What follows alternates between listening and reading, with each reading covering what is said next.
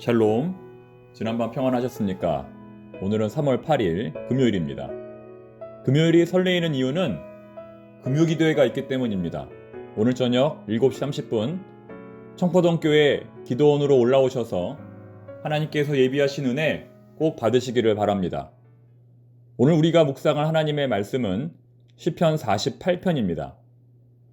여러분, 성지순례 다녀오셨습니까? 국내 성지순례, 이스라엘 성지순례, 유럽 성지순례 등 우리가 다녀올 수 있는 성지순례가 여러 가지가 있습니다. 국내든 해외든 언제라도 성지순례 다녀올 수 있도록 우리의 몸과 믿음이 항상 준비되어 있기를 바랍니다. 체력이 영역입니다.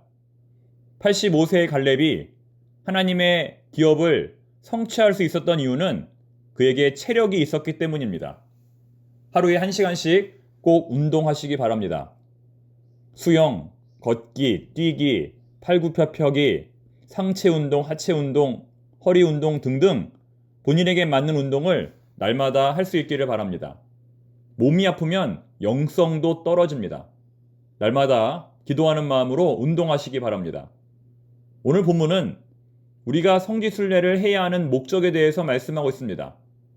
12절, 13절 말씀 읽어보겠습니다. 너희는 시온을 돌면서 그곳을 둘러보고 그 망대들을 세어보라. 그의 성벽을 자세히 보고 그의 궁전을 살펴서 후대에 전하라. 12절은 시온산을 순례하라고 권면하고 13절은 예루살렘 성벽을 순례하라고 권면합니다. 그 이유는 14절에 나옵니다.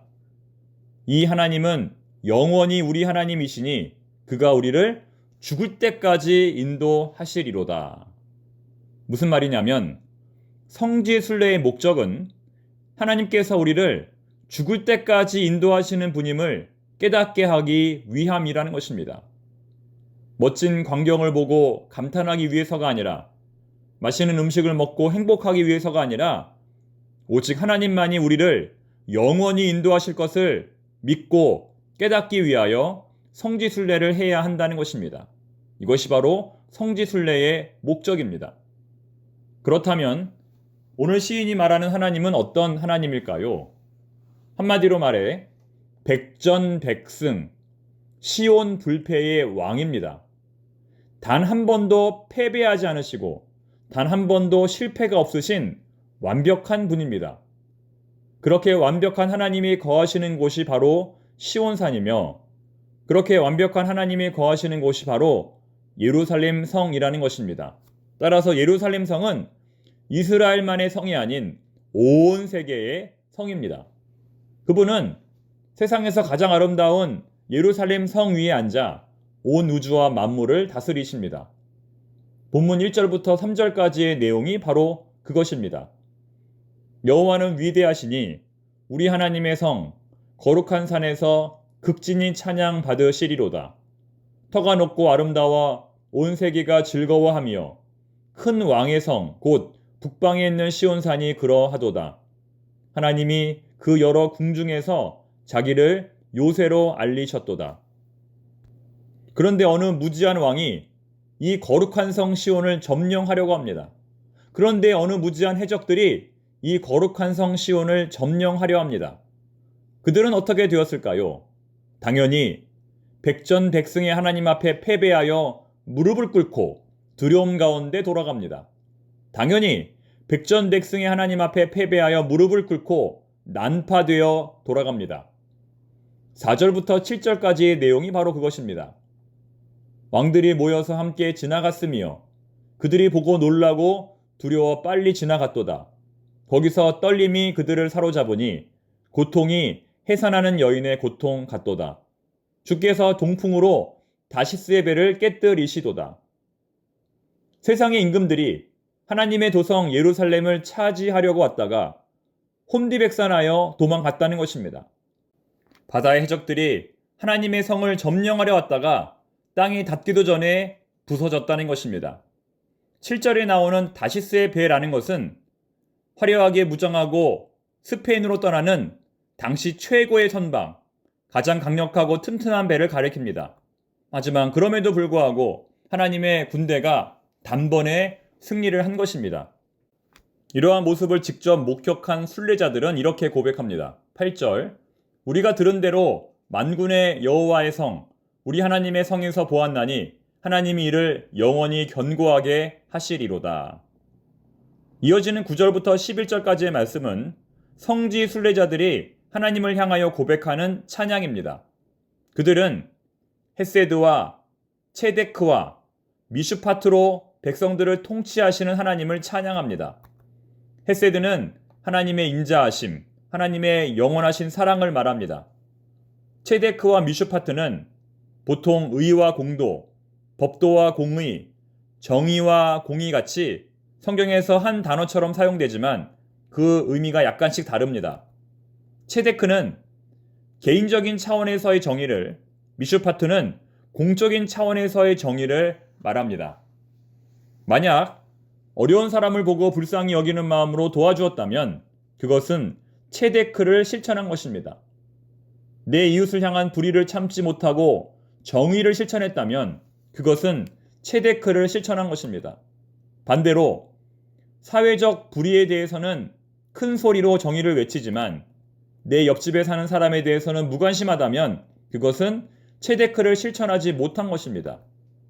세상의 기아와 고통에 대해서는 탄식하지만 오늘 나를 찾아온 사람을 박대했다면 그것은 체데크를 실천하지 못한 것입니다.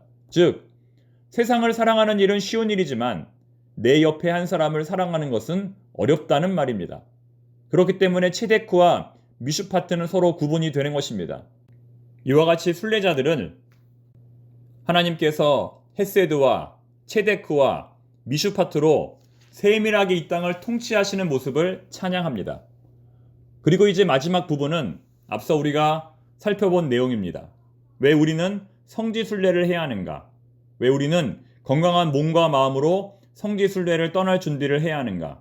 그것은 하나님이 영원토록 우리와 함께 계심을 깨닫기 위하여 우리는 날마다 성지 순례를 떠나야 한다는 것입니다.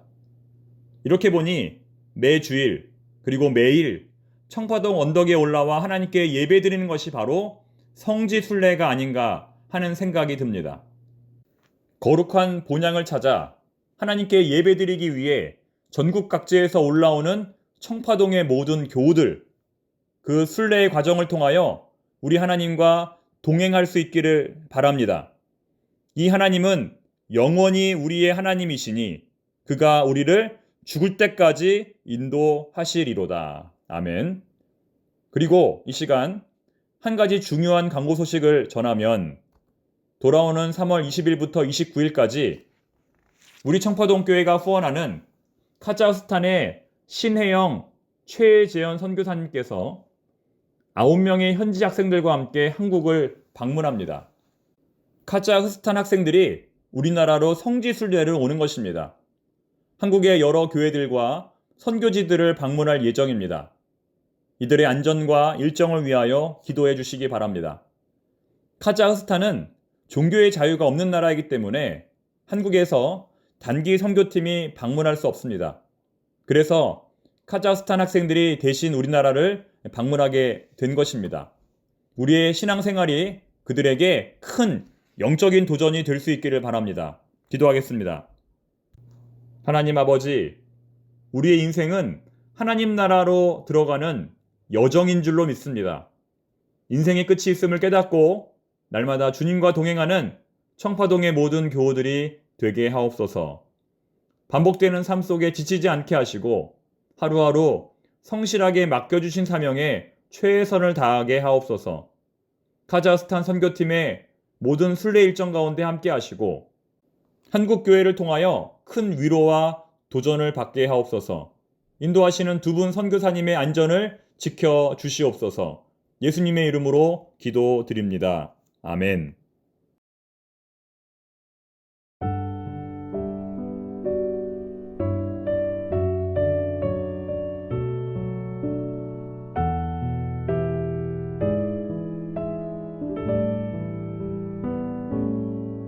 날마다 숨 쉬는 순간마다 내 앞에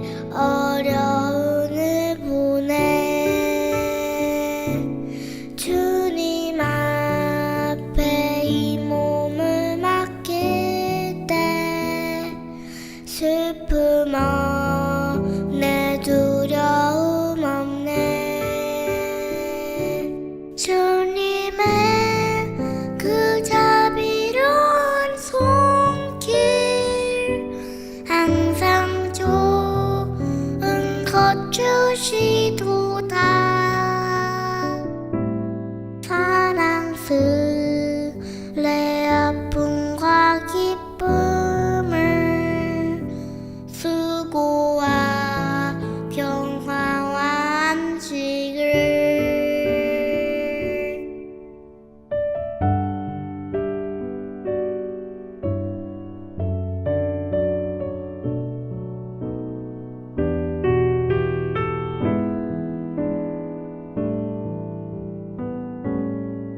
인생의 어려운 순간마다